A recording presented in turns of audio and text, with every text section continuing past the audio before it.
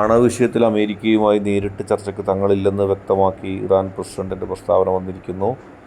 ആണവ വിഷയത്തിൽ ചർച്ച നടത്തിയില്ലെങ്കിൽ കൂടുതൽ ഉപരോധങ്ങളും ആക്രമണങ്ങളും തങ്ങൾ ഇറാനെതിരെ നടത്തുമെന്നുള്ള അമേരിക്കൻ പ്രസിഡന്റ് ഡൊണാൾഡ് ട്രംപിൻ്റെ പ്രസ്താവനയ്ക്ക് തൊട്ട് ശേഷമാണ് ഇറാൻ പ്രസിഡന്റിൻ്റെ പ്രസ്താവന വന്നിരിക്കുന്നത്. തങ്ങൾ ആണവ വിഷയത്തിൽ അമേരിക്കയുമായി നേരിട്ടൊരു ചർച്ചയ്ക്ക് തയ്യാറല്ല. ഇറാനെതിരെ നടക്കുന്ന ഏത് ആക്രമണത്തെയും നേരിടാൻ രാജ്യം സജ്ജമാണ്. ആക്രമിക്കുന്നവർ വെറുതെ പോകില്ല. തങ്ങൾ അവർക്കതിൻ്റെ വില നൽകും എന്ന് ഇറാൻ വ്യക്തമാക്കുന്നു. ഇറാൻ്റെ ആത്മീയ നേതാവ് അയത്തുള്ള ഖുമൈനിയും സമാന രീതിയിലുള്ള പ്രസ്താവനയുമായി വന്നിരുന്നു.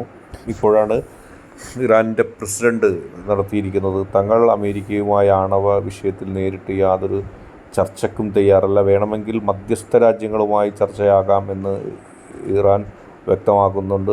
ഏതായാലും ട്രംപിൻ്റെ ഭീഷണിക്ക് മുമ്പിൽ ഇറാൻ വഴങ്ങുന്നില്ല എന്നുള്ള പ്രസ്താവനയാണ് ഇവിടെ കാണുന്നത്. വലിയ തരത്തിലുള്ള സംഘർഷം ഇനിയും ട്രംപിൻ്റെ പുതിയ ഭരണകൂടവും ഇറാനും തമ്മിൽ ഉണ്ടാകുമെന്നുള്ള കാര്യത്തിൽ സംശയമില്ല.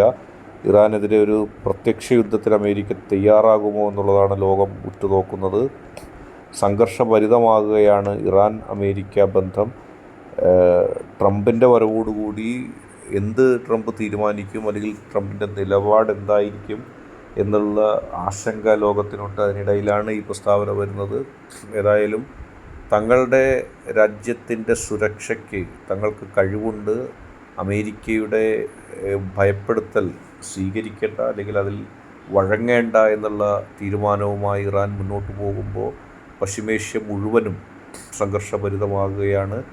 നിലവിൽ ഇസ്രായേൽ പലസ്തീൻ യുദ്ധം അവിടെ വെടിനിർത്തലിന് ശേഷവും തുടരുമ്പോൾ, അല്ലെങ്കിൽ പലസ്തീനിലെ ഗസ ആക്രമിച്ചുകൊണ്ടിരിക്കുന്ന ഇസ്രായേൽ നടപടി അമേരിക്കൻ പിന്തുണയോടെ നിർബാധം തുടർന്നുകൊണ്ടിരിക്കുമ്പോൾ, ഇപ്പോൾ ഇറാനുമായൊരു യുദ്ധം അമേരിക്കൻ നടത്തുകയാണെങ്കിൽ അത് തങ്ങൾക്ക് ഗുണം ചെയ്യും, അല്ലെങ്കിൽ അത് തങ്ങളുടെ ആവശ്യമാണെന്ന് ഇസ്രായേൽ നേരത്തെ തന്നെ അവരുടെ പ്രവൃത്തികളിലൂടെ വ്യക്തമാക്കിയതാണ്.